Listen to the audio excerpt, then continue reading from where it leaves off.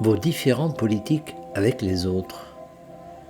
Bénédiction, nous sommes Timus, nous sommes le collectif des maîtres ascensionnés.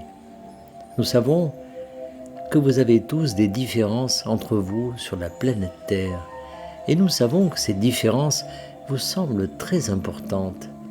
Elles semblent toutes pouvoir signifier la vie ou la mort.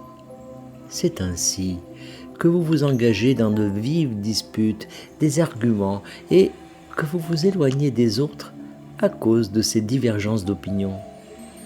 Bien qu'il semble parfois préférable de se calmer et de laisser une certaine distance entre vous et l'autre personne avec laquelle vous êtes en désaccord, vous devez finalement réaliser que vous êtes tous liés parce que nous sommes tous connectés et que la distance n'a pas vraiment d'importance. Ainsi, au lieu de continuer à argumenter avec l'autre personne avec laquelle vous êtes en désaccord dans votre tête, vous avez la possibilité d'essayer de voir les choses de son point de vue. Vous avez la possibilité d'assouplir votre résistance à leurs croyances afin d'assouplir votre résistance à leur égard. En fin de compte, vous voulez être capable de voir tout le monde comme un être d'énergie source, peu importe ce qu'il croit, pour être vrai politiquement ou à propos de n'importe quel sujet brûlant qui est présent sur votre monde en ce moment. Il est donc important de vous rappeler que vos croyances, vos opinions, vos perspectives ne définissent pas qui vous êtes. Certaines d'entre elles sont le reflet du chemin que vous avez parcouru spirituellement, mais elles ne définissent pas qui est ce que vous êtes, parce que qui est ce que vous êtes est tellement plus grand que ce que vous croyez être vrai. Et il est également vrai que l'essence de qui et de ce que vous êtes vraiment en tant qu'amour est constante, mais vos croyances peuvent changer et changent effectivement au fil du temps.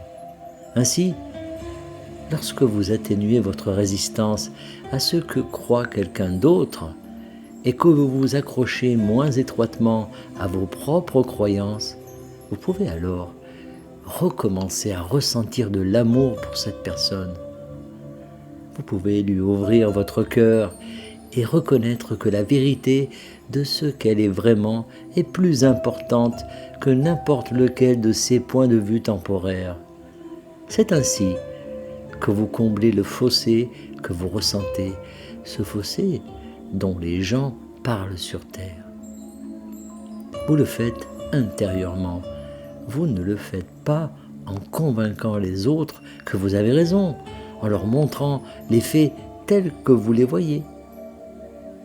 Vous comblez ce fossé en reconnaissant que nous sommes tous un, et aussi en réalisant que dans une autre incarnation, vous aviez ce point de vue que vous jugez si déplorable dans celle-ci.